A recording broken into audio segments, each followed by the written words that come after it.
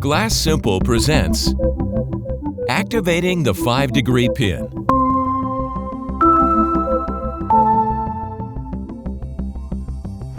The standard 90-degree hinge is designed to self-center the door just in line with the door strike.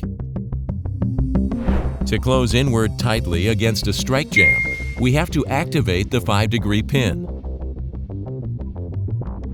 First, remove the inside cover plate.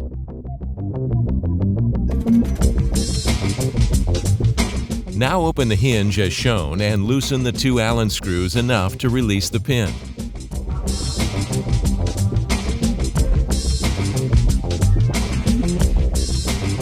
Slide the outside cover plate of the hinge off of the pin. Turn it around 180 degrees, then slide the outside cover plate back on and tighten the Allen screws.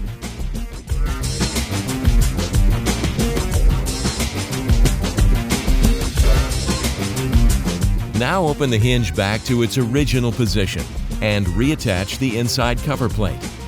Now the hinge is set at 5 degrees inward, allowing for a tight seal against the strike jamb.